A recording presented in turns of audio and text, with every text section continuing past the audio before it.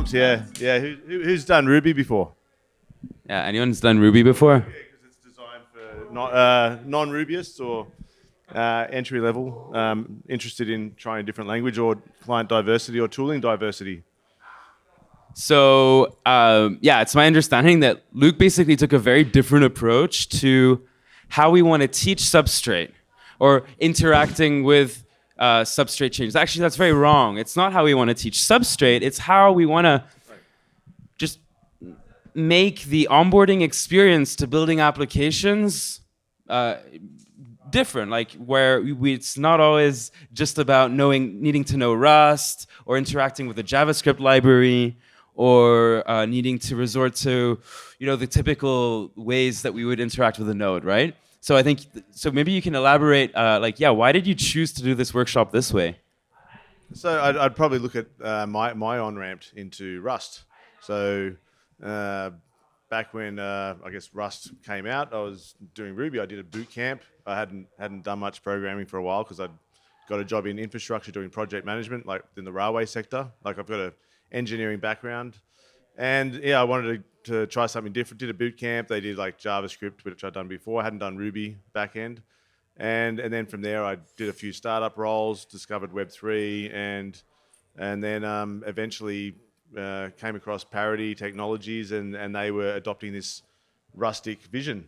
When I was like, all right, back into Rust again. So I've gone in and out of Rust a number of times. I found it like quite a challenging language.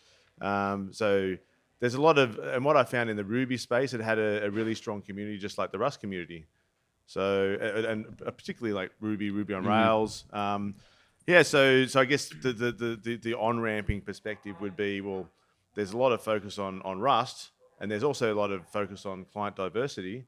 And I hear teams and founders, and they're saying, oh, I need to source like Rust devs. They're really hard to find, and like, okay, that's probably. Are they developing like the core protocols? Are they actually trying to use tooling that's in Rust to interact with a core protocol, or could they be using like could they be possibly looking at, well, the core might be in Rust, and maybe there needs to be more tooling diversity. So when I look at like right, so gaps, really tooling diversity. Yeah. Is where you're like, oh, there's actually so many different ways that I could be interacting with substrate chains, and like you kind of opened your eyes to the opportunities, I guess. Yeah, I guess it is like, well, there's in the substrate space, there's lots of different palettes. There's the whole open gov that sort of came about mid last year, and a lot of people have had to discover what, I guess, collective that they might be interested in. They might be interested in tooling, or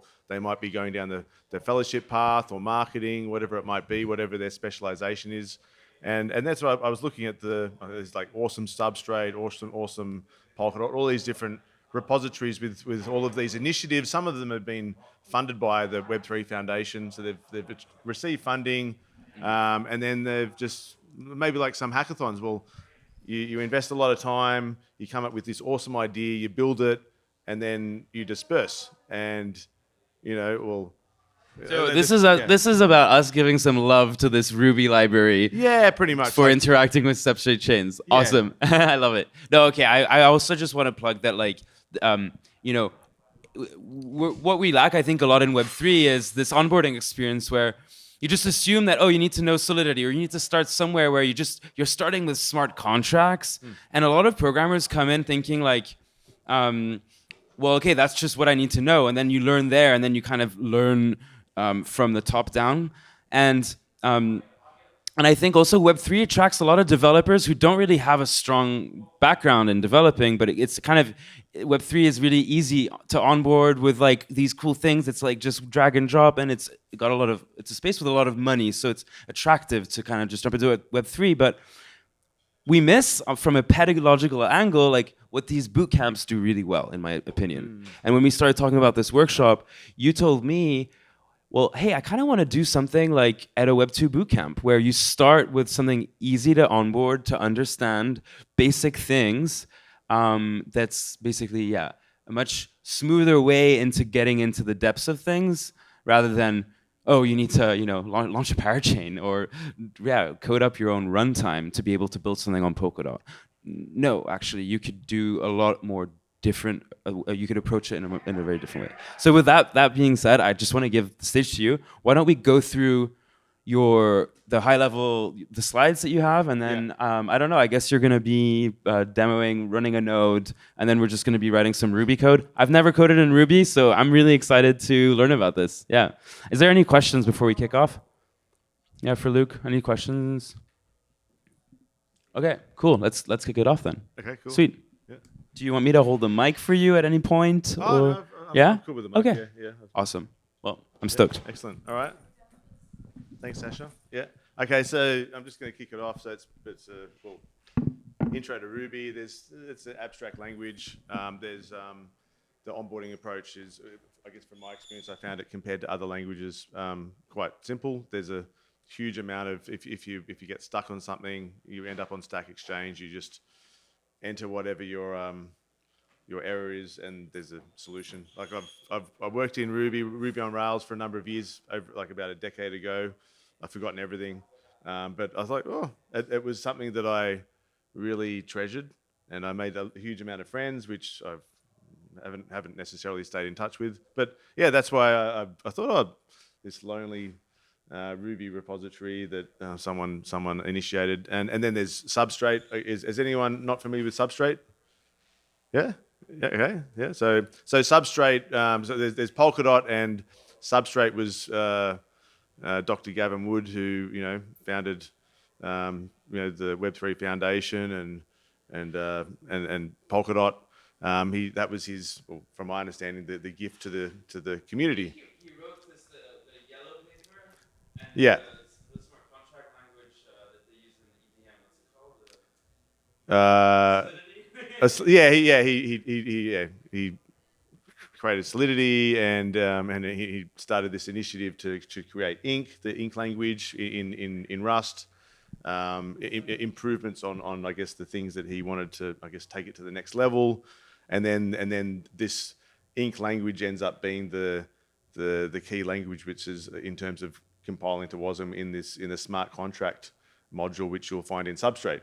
And when they were creating the whole creating Polkadot was a separate repository from Substrate, and then there was Cumulus, which they were using for parachain. So there's basically three repositories: Polkadot, Cumulus, Substrate, and then there was this sort of crowd loan phase where they were using these crowd loan modules, and then most recently they decided to merge them all together into this Polkadot SDK to reduce the complexity. I guess a mono repo. So Substrate is actually, if you go to the substrate.dev, which is, I believe it's substrate.dev. That's like the main portal into Substrate, and if you end up on the Polkadot SDK repository, you'll find that Substrate is a part of this Polkadot SDK mono repo, and there's all the different there's frame and palette and all these palettes that provide all these different.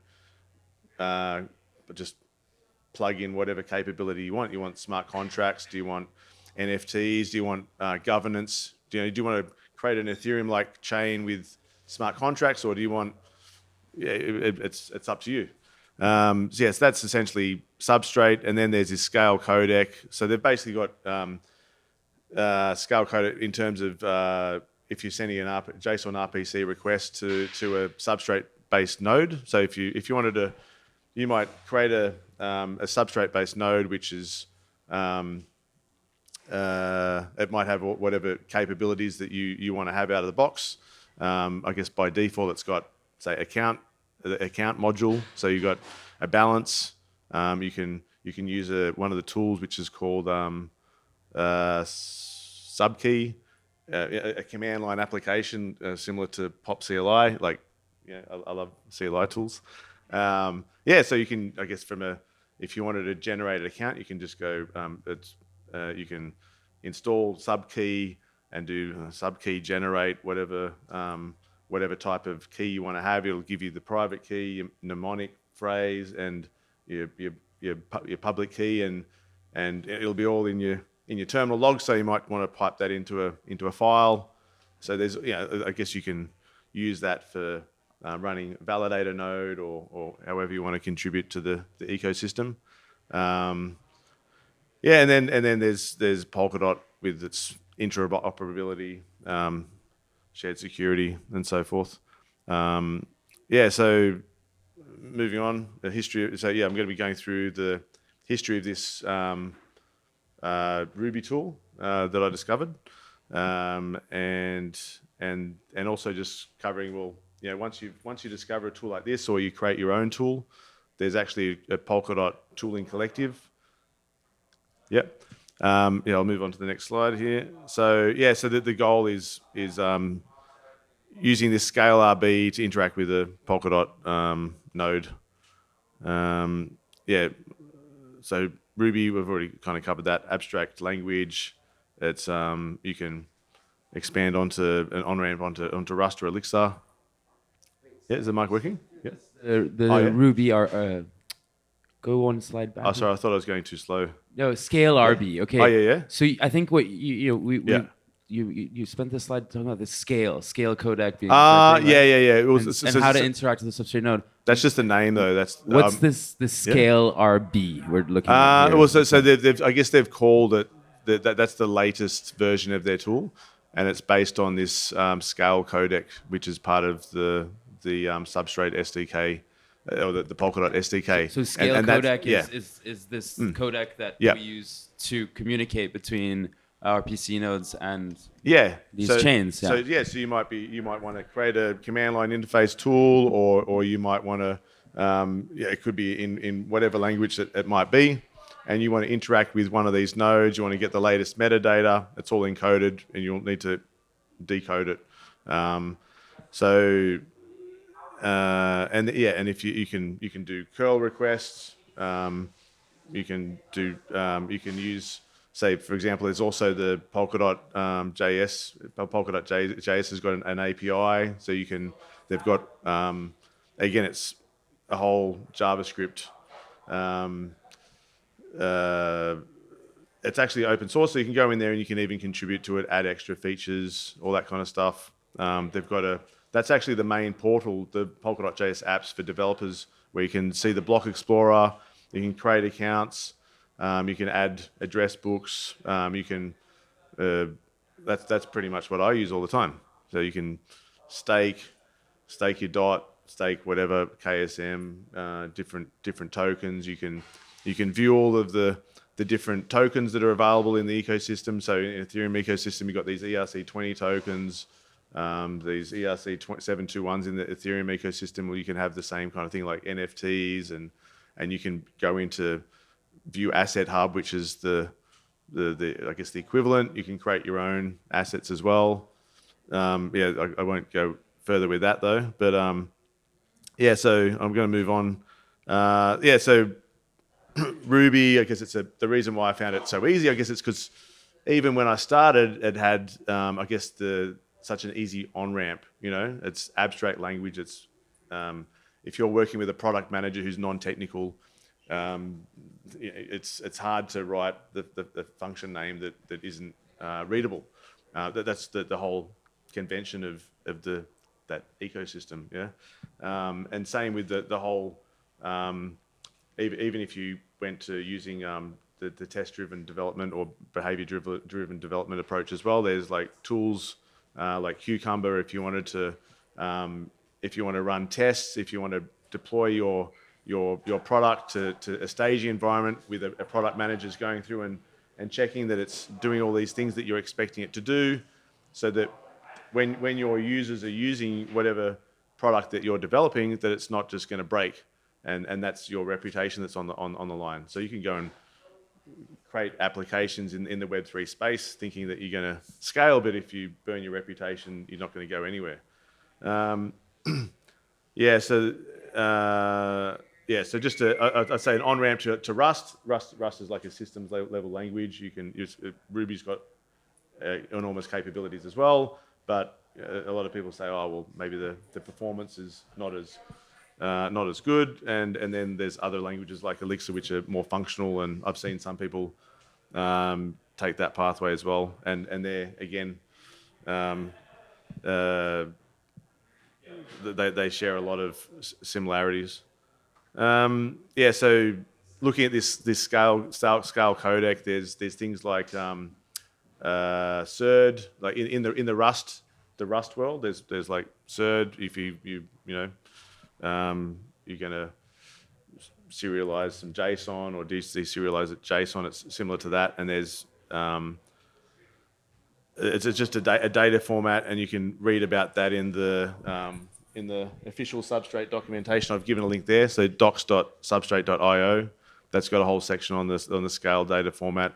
It's got a lot of details, and also there's also the Polkadot Blockchain Academy, and they actually open sourced like the bulk of their content. So you can go and do the Polkadot Blockchain Academy. You can, the networking is, would be unreal. But you can also, go and check the content anyway.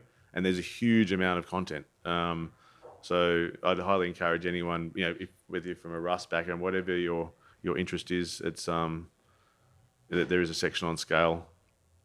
So Substrate, I've kind of covered that, but I guess the way that I look at it is you've got you can create your Inc smart contracts. This is probably from people who kind of created it there. They think, well, you'll generally start with creating smart contracts, do your rapid development, and if you find that the smart contracts are whatever you've prototyped is going to work, well, then you might go to the extent of creating a solo chain, testing it out, using Substrate, adding different functionality for whatever you want to achieve, and then you might migrate that and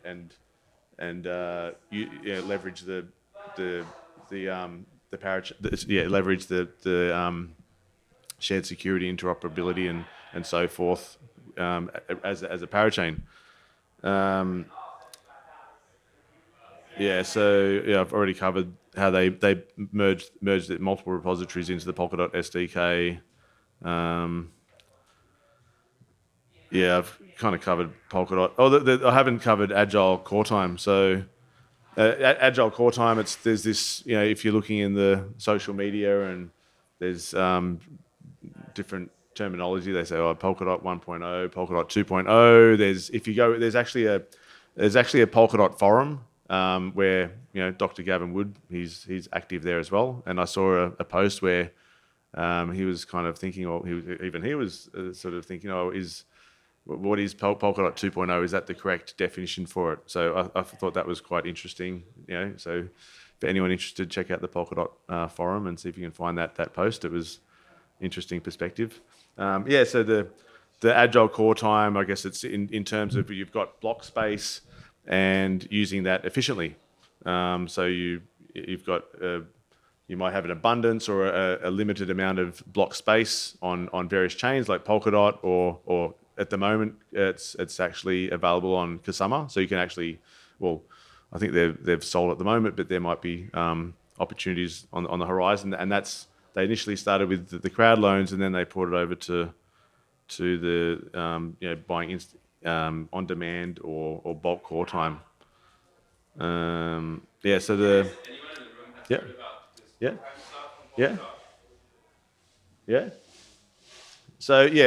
I guess you can imagine what would be an analogy. So in the Polkadot space, you've got the relay chain and you've got the parachains, and sometimes you'll read the analogy. I will say in the Ethereum space, you've got the beacon chain and you've got all these different shards.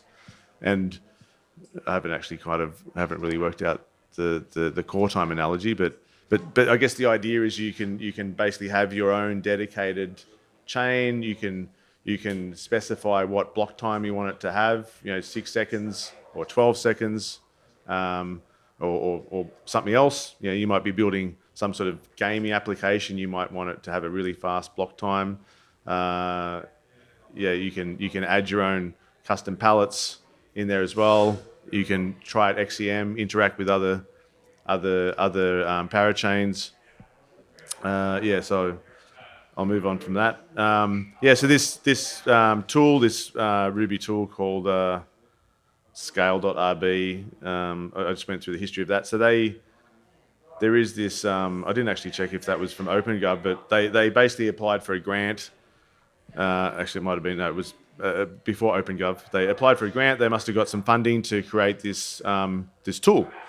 So there's a gap in the ecosystem. Maybe they would have put a justification forward, and there's a link to the proposal, and it's actually on the next slide, I think.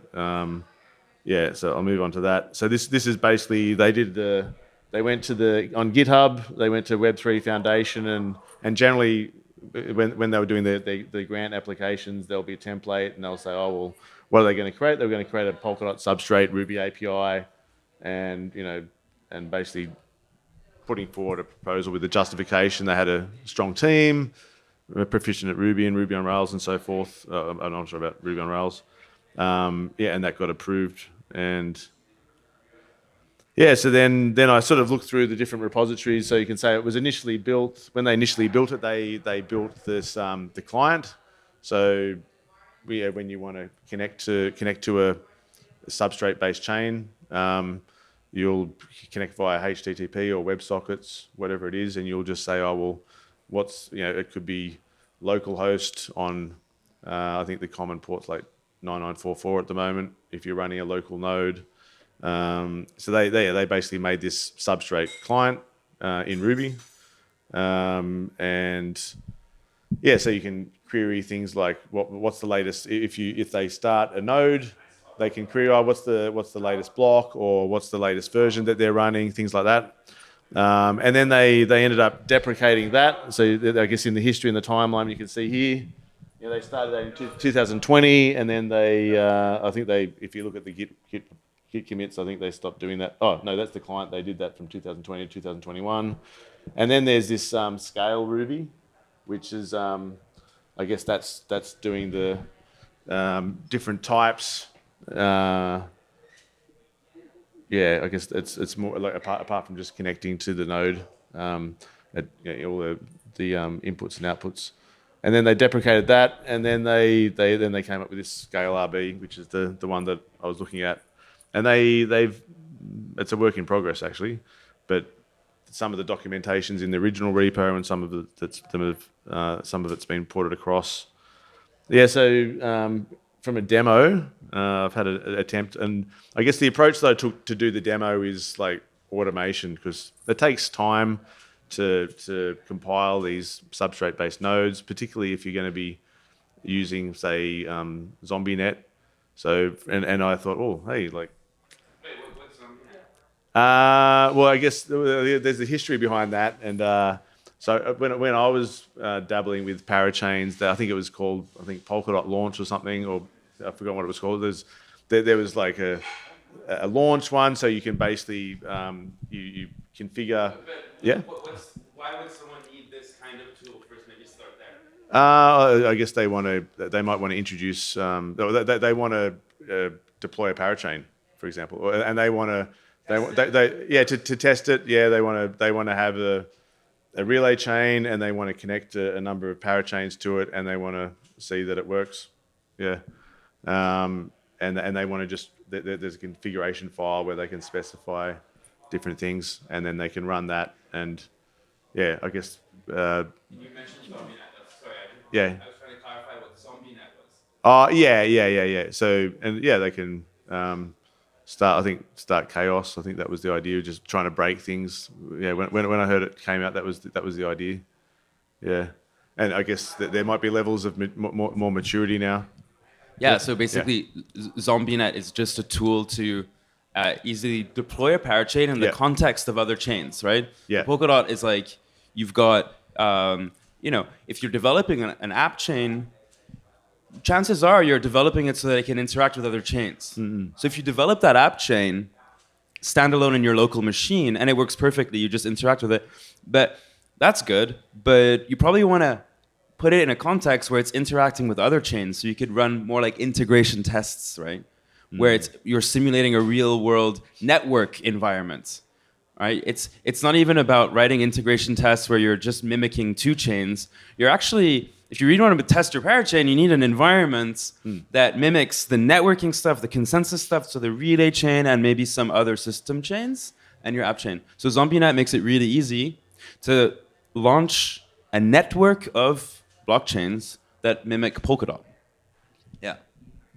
Anyway, sorry, the ZombieNet segue was, oh yes, because you were saying that you had to do a bunch of setup, right? Well, yeah, To get this demo running. I actually hadn't used ZombieNet before. I think I used Polkadot Launch. That was kind of Polkadot Launch was the tool that Sean yeah, built to do that. And then they've sort of it's evolved there's now. a lot of different tools. Yeah, I've used it to a very limited ZombieNet extent. is great though. Yeah, so this demo, yeah, so basically so what I did, I got the Scale RB, one of the older versions that had a Docker file, but the latest one didn't have a Docker file, and the first kind of error that I got was, well, I wanted to run it in Docker, and I got some error, and it was because I needed to install Rust, because there's this Blake 2 dependency, so I just basically, you have to install Rust to get it to compile. So I like sort of working inside the Docker container, because I guess I've got a Mac, and there's always these issues.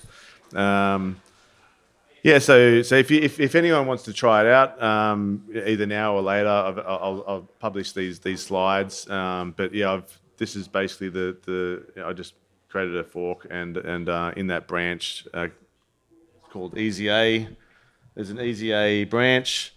And that's basically the steps that you do. Well, that's the steps that I do. There's probably better ways using Git, but I just clone the repo, switch into that folder, fetch the Easy A branch, and then check it out. And then I've got some instructions in there. So yeah, so the instructions are pretty straightforward. It's like run a, or I actually haven't got that in here. Maybe I'll open that up. So if we can find where the, let's see. Oh, is that the one? Yeah. Yeah.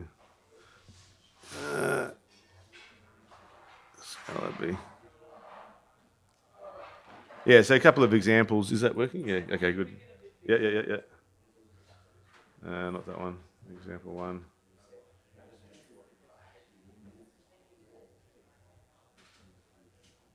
Yeah. So when you want to connect to the chain using this tool, there's lots of documentation, but at the moment they seem to only have a HTTP client. So let's say it's running on localhost. You got the IP address of your local node, and then the port 99444. Or if you run it with ZombieNet, that could be a random port. And in the Docker file, that was actually something when I was creating. Is that the one? Oh no, not that one. I haven't actually exposed. I don't know if has anyone familiar with Docker? Yeah. I'll quickly cover that. So yeah. So in the Docker file, in this Docker file, I'm using Ruby. So I'm using it's got Ruby installed 2.6 because it said that was compatible with 2.6. That was from their earlier repo. The working directory inside the Docker file, which is going to be, I think it's going to be using Slim, which is like a Debian architecture, and then just installing all the dependencies that you need to run in Docker. So this is just a common thing. I'm installing curl and so forth, and then what else? And then I'm installing Rust. So there's a few lines here to get Rust installed. I don't think I need it nightly, but I just out of habit, just to save things from breaking. And then I was basically compiling, installing Bundler, and then doing bundle install, which is like, let's say from a node background, it's like doing npm install, or in Rust you do cargo build or whatever it is. And then they've got a gem, so you can do that anyway. I haven't done it for a while. Yeah, so and then you need those dependencies, or you need the Scale RB to be installed. And yeah, so if I ran that, which I don't think I've got I might have it done. Oh yeah. Oh yeah. So I actually did have it running. It took a while, but so here, this is the yeah. So I've actually got a screenshot, but a little bigger, yeah. Yeah. So this is me playing around. I got some help from Peter. Yeah, thank you, Peter. Yeah, so I'm actually I wanted to use Pop CLI, because I want to contribute to their what they're building. And anyway, so I basically followed all these instructions, which was it's in the README. I'll open the README. Where's the README file? Yeah. This is my README, my version. So I'll quickly go through that. So I'm using Docker. I'm gonna build with Docker. I'm using an M2 processor, which has got it's got a different architecture from what. So I have to mention what platform. So it might be a bit slower to build because it does like an emulation, and that's just a flag that you have to put in there, and otherwise you get these Rosetta errors. And then I'm using my custom Docker file, which I've sort of written a few extra things in there. I'm tagging it because I like to tag it with something like scale-rb. The same down here, I like the name, because let's say I wanted to just remove all of my like if I run a command to view what Docker containers I've got, I can just say Docker rm remove the container scale-rb and Docker stop it and remove it. I can just clean up or just I guess you can do prune, but it's just a bit easier than having to detect what the latest one. Yeah, and then so that's how I run, and then I run it. I've used network host because it was just a bit easier in terms of exposing the ports. I normally, like, it's from a security perspective, you probably wouldn't normally do that, but I did make an exception in this case. And bear in mind, I'm not an expert on Docker. Like, I've done it for a while. I go in and out. I spent a bit of time doing it about a year ago, just because I find it the automation factor, and there are a lot of alternatives that you can use that don't require Docker, but. And the reason I use Docker is when I was doing these boot camps, however many years ago, when everybody would be installing these whatever that they wanted to use, whatever they wanted to hack on. Some users might be using Windows, or I know Windows has now got, I think it's got Linux on it, but at the time it was just with new users, it was just that extra more errors, and it just was just so much more seamless. Just set it all up in a Docker container, or what's the some would use VirtualBox. That was another alternative that if they want. I've been in jobs where they've done that as well if they were on a different. Yeah, and then just if you wanted to install the dependencies, and then you'd run that program, and then it would connect with that node. So where's that? So yeah, if I wanted to run that, there was example one. So I guess I'd go into here, and I'd so looking at the logs here, I was getting some errors. It's not a bit bigger. Yeah. Where's the line? Where's the one? That was just a connection error. Yeah. So this is when it was working. Yeah, and yeah, so the error that I was actually getting an error, like that there was couldn't find the file. So I think behind the scenes, it's actually it's going through here, and it says, oh, would you like to source the following automatically now?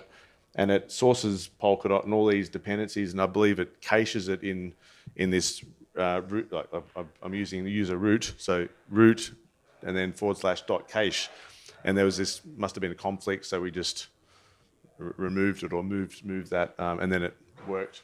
Yeah, so it's basically sourcing the Polkadot, parachain, and the POP node. And I haven't actually looked at the details behind that, but my understanding of ZombieNet, you've got to specify what like the relay chain configuration, the relay chain. binary. I think you've got to get the binary for that, and then you've got to get the whatever your parachain binary is, and when you do it the traditional way in the pop CLI approach just does that. I don't even have to. I haven't even looked at the source code. Like I've done it the traditional way, but I don't even have to think about doing that anymore. You know. And Um, is this launching a network locally that you're Yeah. then going to connect that Ruby script to? So it's running it. I guess behind the scenes, it's using ZombieNet and it's creating. There is actually a configuration file, which I've specified that here, haven't I? Or tests. So here I've specified. I'm doing pop up.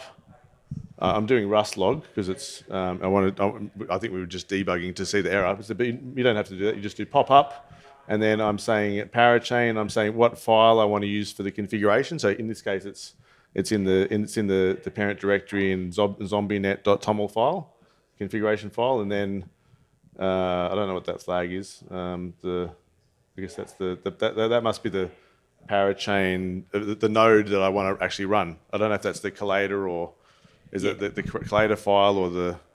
So for that one, Yeah. that flag is just there to, if you want to launch a network that's not like your own local parachain. But in this case, on the Yeah. bottom one here, Yeah. you do actually launch a parachain locally too, right? Like your own local parachain. Like you created a new parachain and then you're launching it locally. Yeah, I guess I got confused about that because I did follow the prompts and I sort of generated my own one, but yeah, maybe I ended up using one that was already. But in any case, it's so as in I went through the pop CLI with the README here. Where's my README file? Yeah, so if you can look up here. That wasn't in there. Oh, that was in the wrong. Sorry, pop CLI.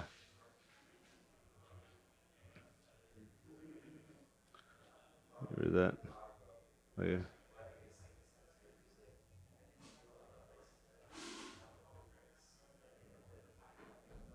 Yes, this is the. I'm sorry to make that bigger. Yes, this is like I kind of forked pop CLI because again I want to do my own thing. So yeah, build and run the Docker container. This is the command I used again, like I'm using the platform because I'm doing the M2 whatever processor. That's the Docker file. I've called it doc pop CLI, and then yeah, because I was like, oh, I need to. Whenever I'd use ZombieNet, it always seemed to use ports 40,000 to 47,000, but it's random, so I don't know which. What if I'm actually running one of those ports? Then there's a port conflict. I haven't figured that bit out, but and then I think I need. I don't think I need those at all. Normally you use this one 9615 for Prometheus, and this is the endpoints that if you're running it locally normally. I don't even know if you need 9033 anymore. And then down here, yeah, I've done the same thing as before. And then I enter the Docker container. So I've built the Docker container. Then I'm running it, and then I'm entering that Docker container which is called pop CLI using Bash. Yeah. Yeah. The focus. Yeah. Yeah. Yeah. Yeah. Where was the? Oh yeah, so this is where I got. I did pop new parachain, and then I called it whatever it was, with an endowment. But then I guess I skipped from that to this, and then I built that parachain using the current path. So I built that clawbird parachain with whatever I called it, and then the last step was doing pop up, but I think I should have done just the current directory with I think it should normally be. I forgot the name of the file. What was the other file? There's some other. There's it's normally network.toml instead of the ZombieNet configuration file, and then you just use your current directory. But I think maybe I was getting an error that I wasn't sure how to resolve it, and then I ended up using this, pulling it from the cloud. Yeah. So where was the slides? Back in the scale RB. Yeah, so I should be able to just run that bundle install, because I'm running that. Oh no, I should actually have to go into that the log here. Which port? Zombie.net. I think it's this one here. Which one? 3.4. Which one? It's a little bit down. The 349.945. Yeah. Yeah. So thanks, Peter. Yeah. So I've got running Rococo local. So Rococo, there's Rococo and Paseo. Yeah. Got a question? No. I was trying to get closer. Oh yeah, not big enough. Yeah. Yeah. Okay. Yeah, so when you're running this is using PopCLI and it's using ZombieNet behind the scenes. So when you want to run a parachain in a testnet environment, there's traditionally you've used Rococo, and then once you've tested that it works as a parachain, then you might deploy it to Kusama or Polkadot or any other chain that you want. Yeah, yeah. Thank you. Coming from Ethereum, so Yeah. this is kind of like running a hard hat local chain, sort of, but also with the zombie data, it's almost like forking mainnet and bringing it into hard hat. I don't know if you guys are familiar. Yeah, I believe Ethereum. Yeah, from what I understand, So- you can do that with Hard Hat. You can sort of like Yeah. create a fork of it, and You can and create a then- fork so that you're Yeah. able to interact with the other blockchain and data that's on that Yeah. whole chain. But Yeah. it sounds like in this case, you can kind of configure and say, well, I don't need every chain. I just need like these parachains that I want to kind of see if the integrations that I'm working with are going to work with those things, like in a testnet or in a live environment. Yeah, Is that kind of like yeah. how I So can guess think about I guess, it? Yeah, maybe the analogy is that let's say I'm using Rococo local, which maybe that's like sort of the beacon chain or something, and then you've got some other chain. I'm not sure how to explain the analogy there. But there's Rococo local, which is the you're going to be connecting your parachain to Rococo local, and then you've got these your node here, and that's basically the port that it's running on.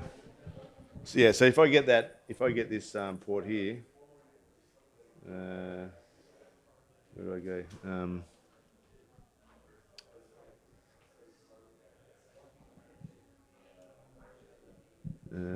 See example.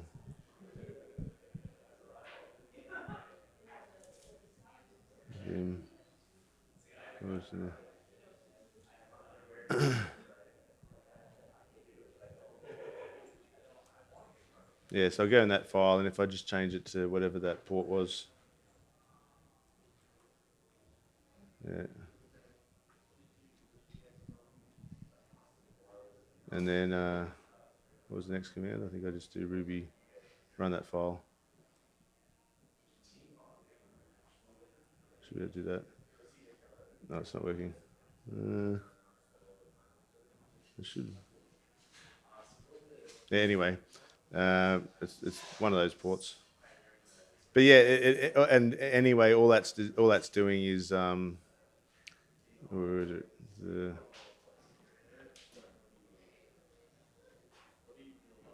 Yeah. Anyway, I'm not going to keep debugging that, but essentially the response that you're going to get is the where is it? That's not there. Anyway, I'll try it again.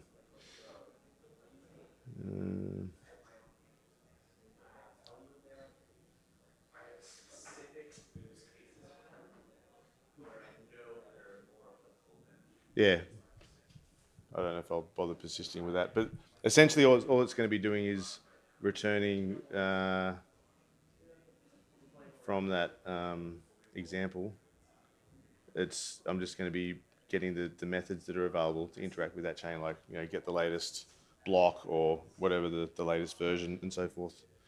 And then I set up another example. So so in here, where is it? Lib. So I thought, oh well, what else could you do with where's the slides? Yeah, so you can use. Can I interrupt again? Yeah.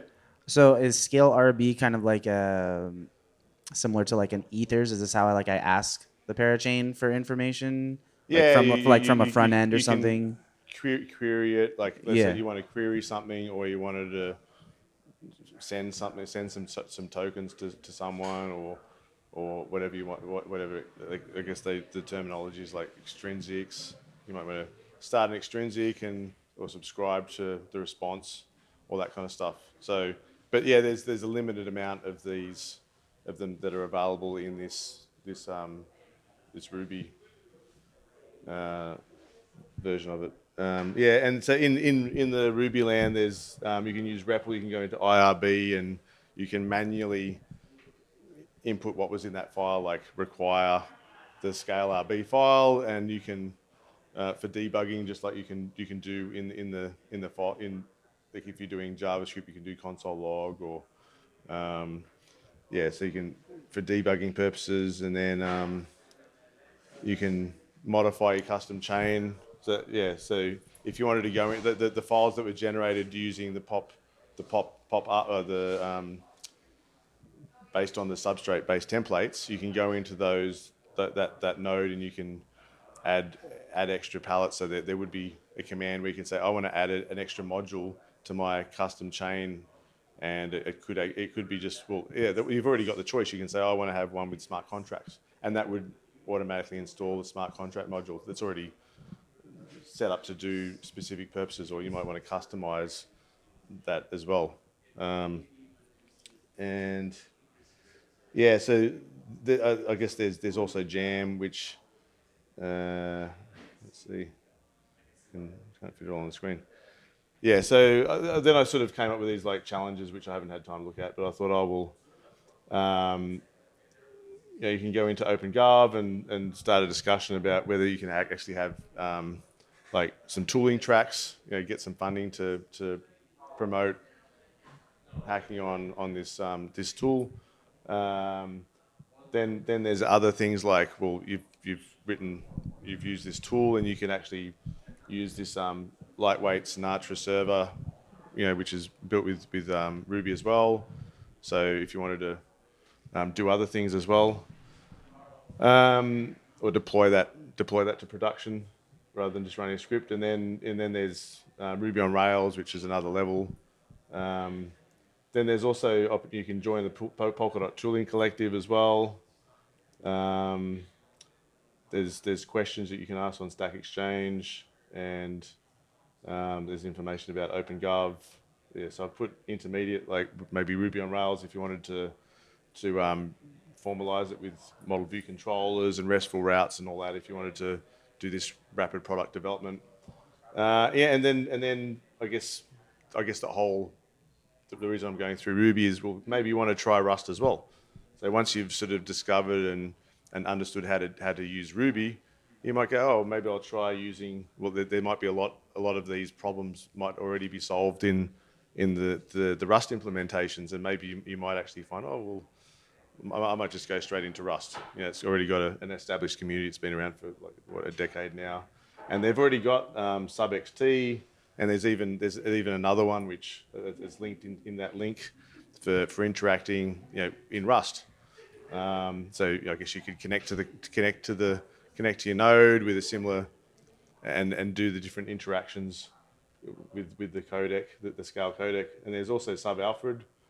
There's all these awesome dot, like I said before, awesome dot and awesome substrate repository, which has got a lot of different examples. And I guess on that topic, there's Jam, which I won't go into. That's another topic, but yeah, I think they were inviting different implementations, and that could actually be something that could be on the horizon, seeing someone do something in Ruby. Yeah, potentially, yeah, yeah. So that could be a fun thing to do if there's a grey paper that Dr. Gavin would put together. Have I got the link to that? I might not have the link. I think it's just grey. Yeah, yeah. I think that's probably it. There's also core time, but I might leave that for another day. It's getting pretty late.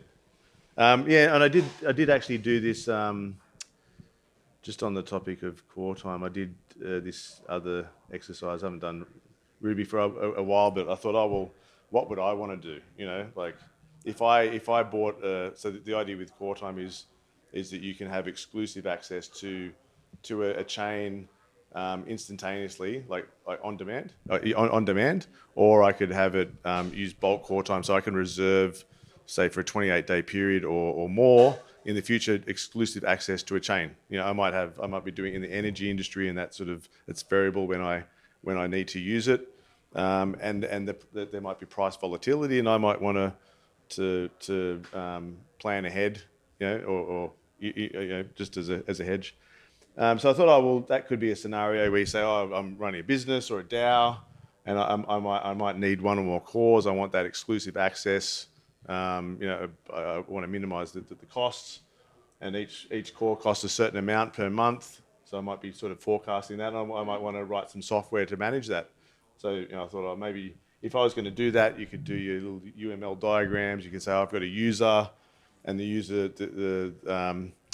user belongs to a parachain DAO. So you could use the POP CLI to say, I'm going to create for my organization a DAO, and it's going to be on chain, and it's going to have one or more cores. It might be like a gaming one where you actually need high performance and, you know, low latency and all that kind of stuff, minimizing the costs. So yeah, you could be saying, oh, what relay chain am I going to connect to?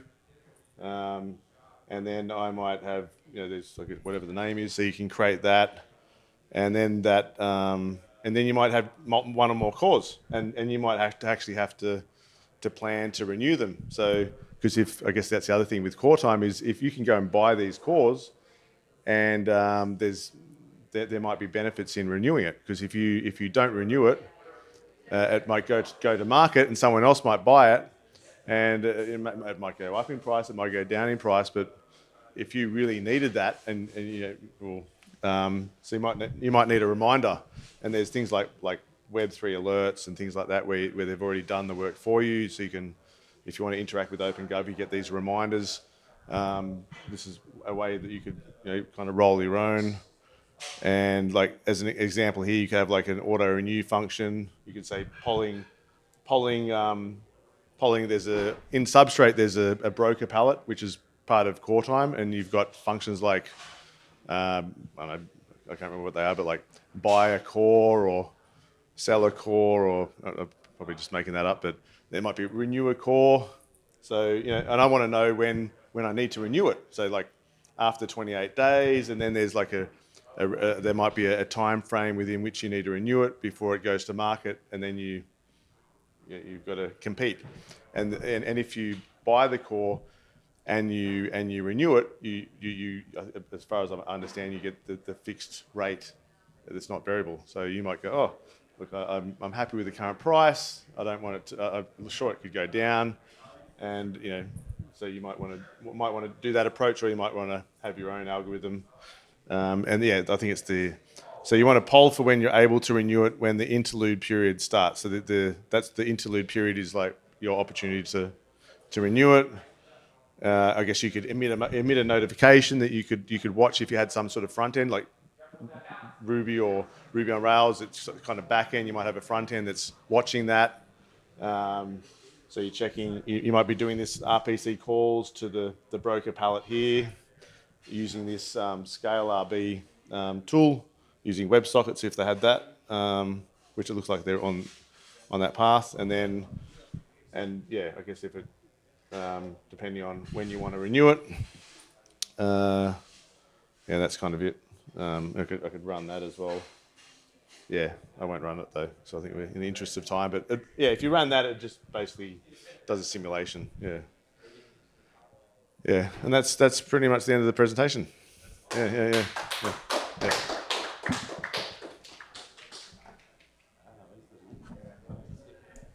That's super awesome. I mean, this is the first type of workshop I've ever seen like this. How did you guys like it? Yeah. Like, do you guys agree that there's like little content on like onboarding developers in different ways, right? And this is probably a really good way to onboard developers in different ways. You've been developing the ecosystem for a while. What do you think? Curious to hear your thoughts. I want to look deeper in the code because I was just looking at other Ruby stuff in the meanwhile to catch up a little bit because I'm very far from the, the Ruby as a programming language. But I definitely want to look harder because it's we only have Rust for Polkadot right now. If we want to make a smart contract, but that's not entirely true because there are these EVM compatible palettes that you can run other kind of code. But we could have any kind of code that's running on there. One thing that wasn't completely clear to me right now is if we are really talking about interacting like from the outside through the RPC, or are we also maybe talking about extending? Extending. Can you repeat Yeah. your question? Yeah. Like we have, for example, palettes that run WebAssembly code. Could we, for example, tackle other languages, like, for example, Ruby, to be able to create smart contracts? That is one idea I just had during. Oh, as in watching like a like, yeah, I guess. Oh, that's a good question. Well, actually, I was actually just recently in was it East Berlin, and that was as part of the hackathon there. I think that was what some team came up with. They're like, oh, you can just use any language and compile it to WASM. But I think in the Polkadot ecosystem, they're working on, say, Polkadot VM, which is supposed to be more performant. So I guess that's another thing to consider is, you know, do you go to all that effort or do you actually, by the time you do that, maybe are you going to put the effort into Polka VM? Yeah, right. No, yeah, great comments. I mean, what you said reminds me of a really important thing that's lacking in our ecosystem is, well, Rust is the only, sorry, actually, Frame is the only framework to write runtimes. I think there's been attempts at doing it in assembly script, but the first question, and I don't know the answer to this, does Ruby compile to WASM? Does anyone know? Is there any libraries that help compile Ruby code to WASM? Probably. Probably does. Yeah, I would place my bets that it doesn't, but I just don't know Ruby well enough. Yeah, I can't. Because it's not really a systems language, but I wouldn't know. But anyways, like more runtimes, it does. Well, Oh, Ruby does. I remember when I was first mucking around with WASM, and like, oh, you get C and you compile it to WASM. Usually it was like C, C++, yeah. Yeah, I didn't. But like sort of- imagine you could write a runtime in Ruby. You could write a palette in Ruby. That'd be cool. Well, I guess that also comes down to like client diversity. So there's like the Rust Yeah, implementation. exactly. There's in Polkadot. There's the Rust implementation. There's the Go implement. I think it's Go Summer or something. And then there was the TypeScript implementation, which kind of went to a certain extent. Like the gentleman who did most of or all of Polkadot.js, Jaco Grief, he actually did a bulk of the Polkadot TypeScript implementation of it, you know. So and there's, I guess there's always opportunities to add more. But I guess then you've got the trade-off. Well, you know, do you spend your time and energy actually focusing on Jam? Yeah, well, I don't know the answer to that, you know, or both. Well, the tricky thing is when you're in the like deep in Polkadot, there's so much stuff, right? My tip to people is just focus on what matters to what you want to do, right? Yeah. To be honest, it's irrelevant to even talk about Jam in this moment for people building on Polkadot. Yeah. Anyone heard about what Jam is? Jam. Do you guys want to talk about that now? You do? Okay. Well, I mean, like, so Polkadot is basically moving in the direction where we're just abstracting the resource that it provides. So Polkadot ultimately is a protocol that provides compute resource to execute state machines, ultimately, and to verify the, what would you say, the correctness of the transaction that happened in a specific state machine. So you can have state machines that are running and that are using Polkadot's resource for every block, but now we're moving into a world where it's already happening. This broker palette that you mentioned is actually giving just this resource to be used for maybe 10,000 blocks, and then it'll resume using Polkadot's resource to validate its state every month, for example. Yeah, and so there's this natural progression of taking what Polkadot as when it was delivered by the white paper, by the specifications of the white paper, to making it more flexible. So we know that Polkadot can secure parachains, but what if we could make this resource available for maybe just a smart contract, right? So a smart contract needs Polkadot's resource to run maybe on the weekends only. And so that business, i.e. the business that is deploying a smart contract to Polkadot, would then just pay for what it needs. Right now, all the chains connected to Polkadot pay more than they need, really. Like, you don't need blocks every 6 seconds, ultimately. A lot of these blocks are empty. So the resource of Polkadot is becoming more flexible. There's really now 2 stages I foresee, and I'd like to hear your comments, is that this current stage is making it more agile. So you can think of it like you're renting a hotel room. Are you going to rent a villa for a whole year, or do you want to be able to just rent a room day by day? So now Polkadot's resource is you can rent a room kind of day by day. We call it agile core time. And Jam comes in whereby we can completely abstract the types of state machines that could be powered by this resource of Polkadot. And it could be really anything that this machine that Gavin has been writing and talking about now for the last 3-4 months. It's very new, it's very fresh, called Jam. It's a different approach to architecting Polkadot, basically. That's what I think about it. Like, what's Jam to you? Jam, in all honesty, I've just been accumulating all the resources as a to-do. Like I've hardly looked at it. To be honest, me neither. It's a distraction. It's high on the priority because I'm really keen to do it. But it's but just on the topic of like agile core time, because I've spent a bit of time just recently doing that. Just on the topic of renting, so the idea is you can buy this bulk core time in the future, the 28-day sort of slots, or you could buy 3 cores running for the month of August or something, 3 of them all running at the same time, and you might sort of build this game or whatever it might be, thinking that you might need 3 cores. And let's say you need more cores, and then you might have to buy some instantaneous core time, which might be for a different price, or you might not need that resource, and then you can say, oh well, I've got 2, I'm not going to use that resource, or maybe not using them at all. Maybe it's delayed, you don't get delivered in time, So what you could do is you could list that bulk core time on the marketplace, and the other thing you can do is if you interlace, and there's all these other things that you can do. But also when you've got the bulk core time, let's say you can also lease it out. So like you were saying, so you can lease it out, and you could and the I think the revenue from that goes towards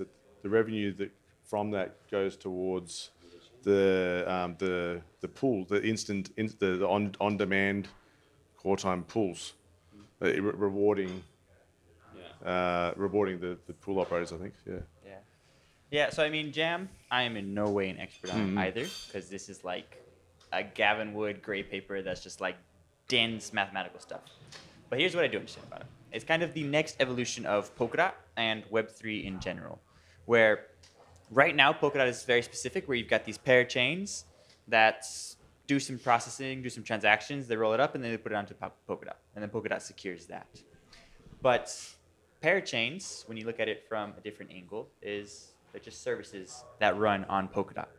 And what they're doing is they're essentially renting Blockspace from Polkadot, where I want to put my transactions into your block on Polkadot. So as he was saying, it's like you can rent these out room by room, day by day. In a way, Yeah. Rather than like on demand, like a market that's competing against each other. Right, yeah.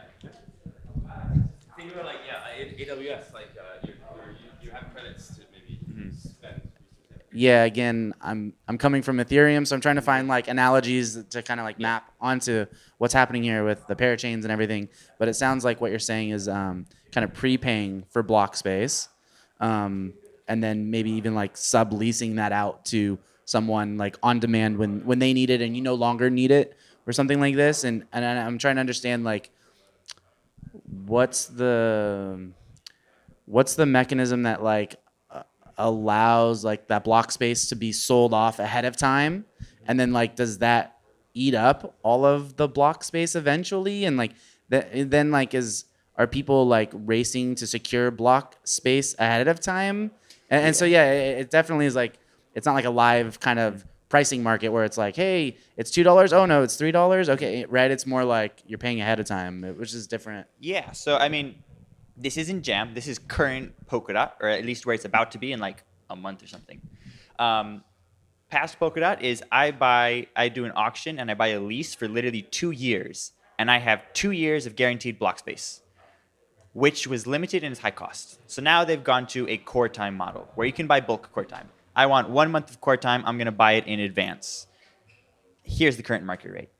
There are marketplaces that are opening up where basically, depending on the economic conditions and the desire for this block space, it may go up or it may go down, right?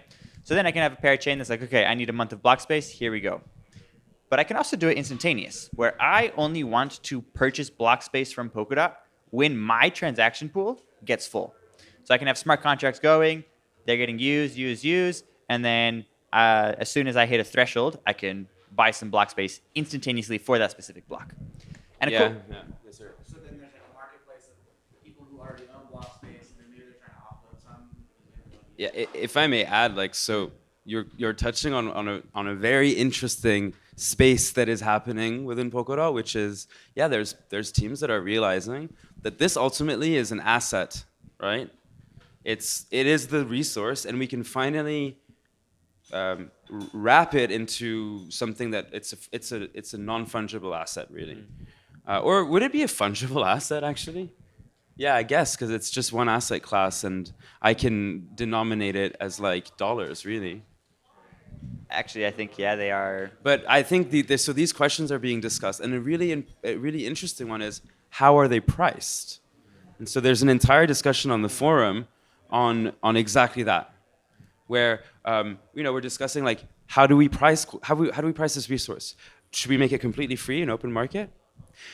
So the paradigm of Polkadot, there's the block space of Polkadot we're talking about, but what if a parachain could get as many cores as it possibly can and then resell that on a secondary marketplace? It's a permissionless system. We'll see. And people are innovating in this area already. It's a very interesting space, yeah. Do you guys have anything you want to add to that too? I guess you can. I think reading the links that I provided earlier, like I think it might be on the PBA, but definitely on the Polkadot wiki, there's a section on agile core time, and going through there, I've got a presentation on it that I can share the link, but and it's essentially just covering what's already covered in there, just with but you can split it into fragments, and then you can sell parts of it. But if you decide to do that, let's say you're like, oh, I'm going to split into Is core time the same as like Blockspace? Yeah. So let's say you bought 28 days of your dedicated block space for your stuck around here. Oh. Yeah. Let's say you bought like 28 days of block space, and you're like, I'm going to split that up into 1 day each, and I'm going to sell the first 4 days to on the open marketplace. So by doing that, I forgot what the terminology. You've split it, but if you do that, then you lose you lose the ability to renew it for the same price that you bought it for. Yeah. So I guess let's say I bought some core time. I'd be like, oh, maybe can I afford two? Maybe I'll buy one because I might buy one just because I want that fixed price. I'm worried that maybe it becomes unaffordable because I really need that dedicated block space. Or hey, it might go down, and then I'm like, oh, maybe I could, if I only had some money to buy some more if I really needed it. But then if I split it, and then if I split it into and I sold it on the open marketplace, and I only kept, say, half of the month, maybe I only needed half the month, but instead of the whole month. But then I found that I actually needed a whole month because I didn't do proper forecasting. And then I'd lose the ability to renew it for that fixed rate. And what if it just suddenly doubled? And then I've lost that opportunity. You know? Yeah. So I want to show you a project that's really pioneering in this right now. Do you want to step back here, it's just so we can see the screen? So this project is called Lastic, and they came and they said, well, are we doing this agile core time thing? Is it happening? And they basically started thinking and asking the same questions that you were asking yourself, which is, well, this is going to be an asset that we're going to trade. We're naturally going to need to be able to trade on a secondary marketplace. So literally, what Lastic is doing, it's an app that they've just created a proof of concept. It's really an MVP. So here, what we're seeing here is you can see that this is connected to, I think it's Kusama. So it's Kusama's core time market. So Kusama has cores that are available. And there's a lead-in period where you know when you can start buying the sale. Sorry, what's your question? I don't know what a core. Oh, sorry. I don't know what a core is. Is that like a node running the blockchain, sort of? Yeah, Peter. Yeah. So a core is essentially it's Blockspace. A core is Blockspace in a way. Basically, Polkadot offers cores that parachains can then use. It's decentralized compute. This is where it's going. This is why the language. Exactly. AWS. So you think of like Amazon Web Service or like Google Cloud or all that. So like in like the Web 2 world, you're looking to you have like something that you're looking to launch. You need a server. So you would just go to that service and then you launch a server. So it's very similar to like you're going to Polkadot and you're getting a core. So instead of like centralized computation, it's trustless, permissionless, computation. Yeah, like think of just a core. Also, like think the analogy of like you have a computer, and it actually has cores. It's running stuff. They have a capacity.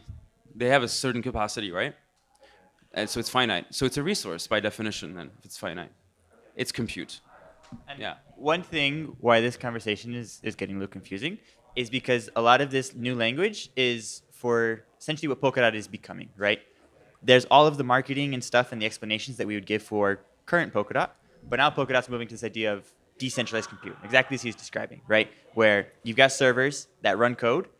Well, why shouldn't that just be generically for a blockchain? Where in this case, Polkadot is just a massive decentralized computer. And that's what's moving. So then it's cores that will be scheduled, and you have to buy execution to run on this core, right? So think of it as a big CPU, and things are getting plugged in, and But they're actual. But like a core is like an actual physical piece of hardware somewhere, and who is running that piece of hardware? It's physically distributed computing. So in the sense, like you have a different nodes that they are distributed around the globe. What you are buying is this, and these nodes provides throughput. That is block space. This is what the amount of transactions. I'm thinking in the CPU model, transactions like the entire network can provide. And what you are buying is a piece or all of this. What basically, compared to like with the analogy of the CPU, you are buying instruction time or like cycles, more like instruction time. Yeah. And like there is if you're coming back to Ethereum, like one of the first ideas was like make a distributed computing that is executing instructions, not only one CPU in all the network, all the nodes of the network. This is the same idea, but instead of going all the competing for who is going to be in the next block, like Ethereum does or did, I don't know, is no, I'm going to secure my execution buying 20 transactions per minute, per second, per whatever. So this is the thing. You are going to Abel over years and saying, give me a VM of this size for me, and I'm paying $20 a month. Instead of competing every block for who is going to be into the, you are securing your execution throughput. Yeah. A question? Oh, but maybe a leading question that can help him clarify. So is that mechanism to like kind of define the amount of compute that's actually needed? To kind of like scale, right? It's kind of an auto scaling. I want to say something feature. that's super important here because when we say compute, I don't just mean I'm going to run an AI model and I need compute, right?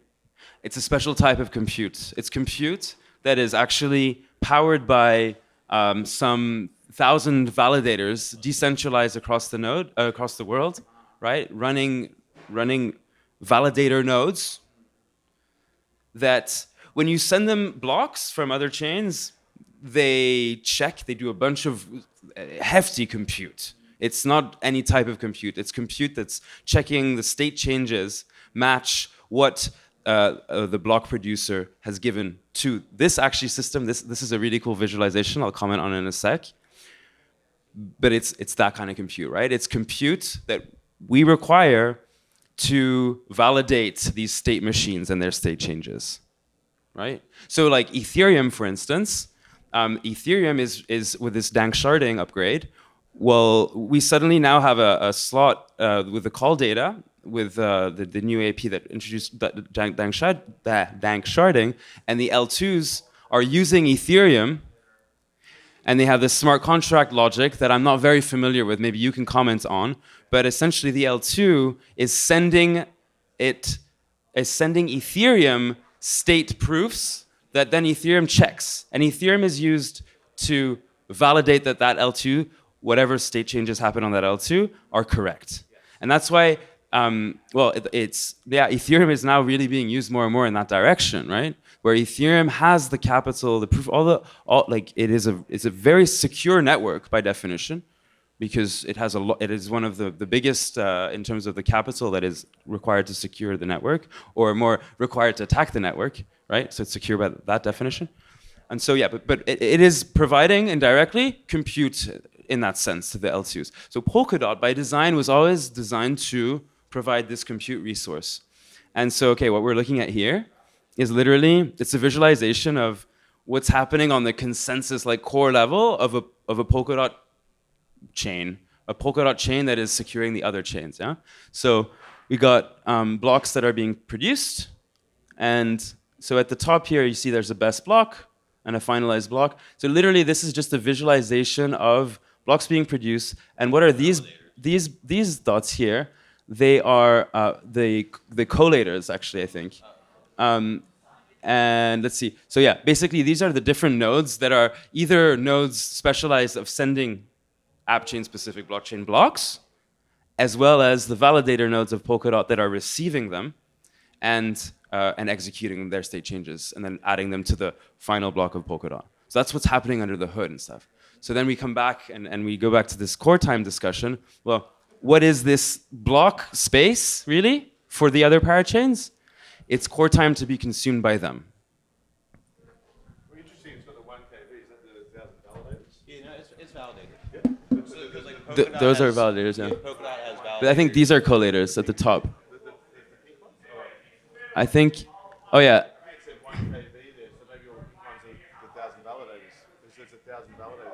Para-validators. So this is probably a parachain validator. So the blue ones are the collators. And then these ones are actually validators, yeah. That makes sense. So this is like staking information. So like this validator has how many in stake? Yeah, I don't know. 58. So there's 58 KSM. This is Kusama. This validator has.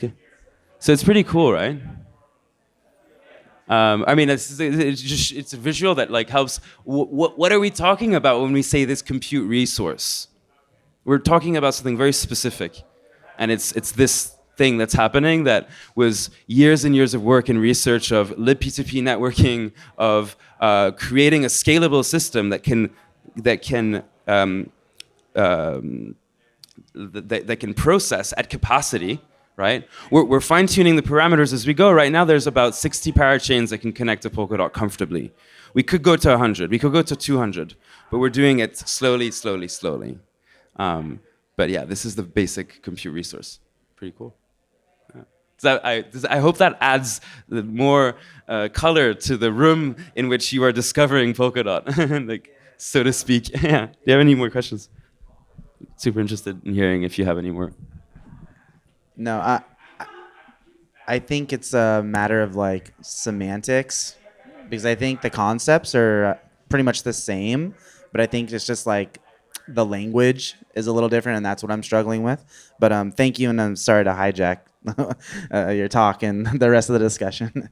Awesome. No, thanks so much for your questions. That's the point of us, like, being here is like, let's try to learn together, right? And there's always people that have different perspectives, coming from Ethereum, coming from other chains and L2s, that ultimately we're all trying to achieve the same kinds of things. We're doing it in different ways. And I will say that Polkadot kind of stands out because everything that it wanted to do, or everything that it wanted to achieve, the engineers at Parity always did it. It was how do we achieve this?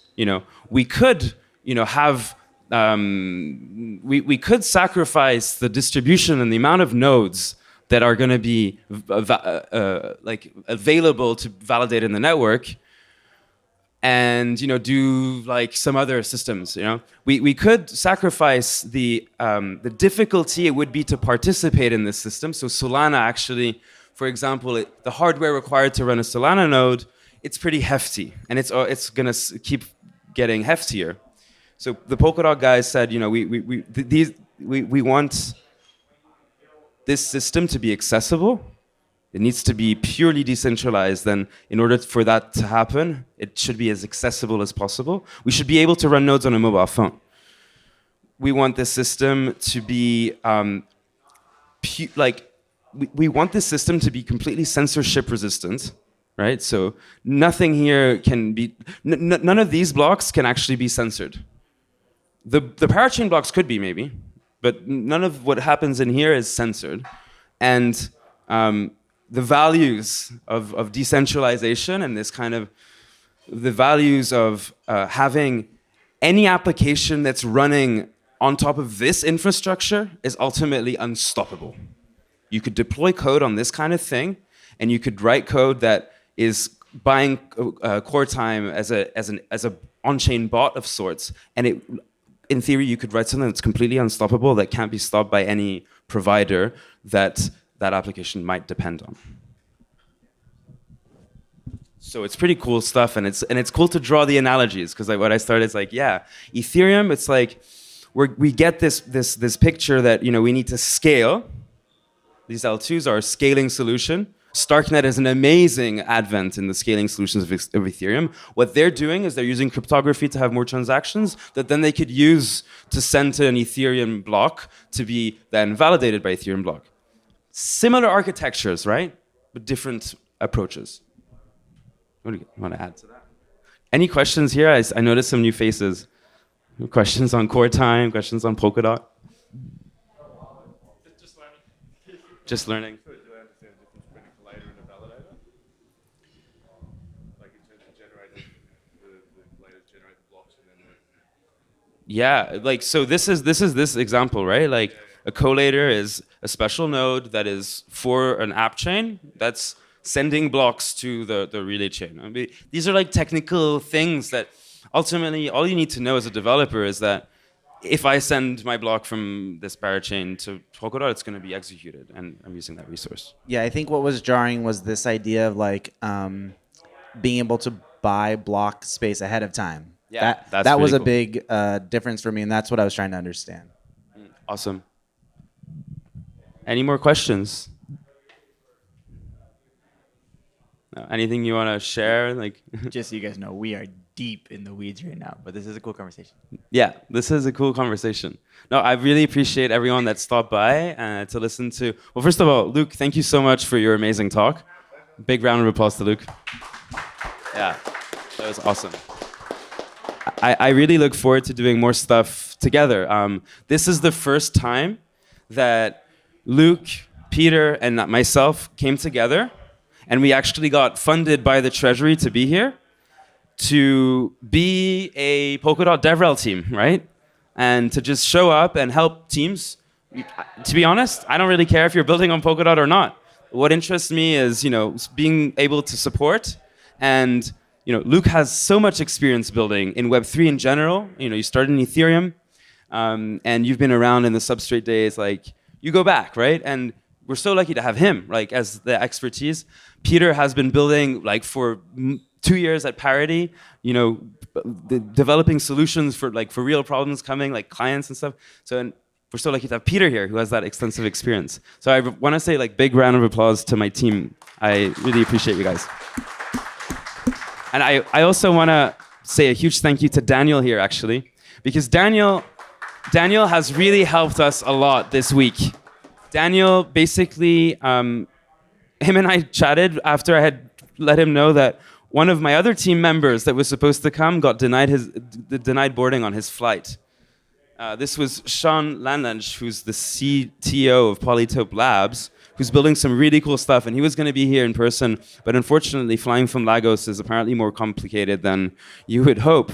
And so Daniel stepped in, actually, and it was so cool to have Daniel help us during the workshops. Earlier this week, we had some brainstorming sessions. We were around the pool and stuff. And not only that, but Daniel also showed up. You probably saw him at the hackathon space, where he's also helping teams. So with that, actually, tomorrow is the submission deadline. We're going to be there bright and early. We're there to help you finish your submissions.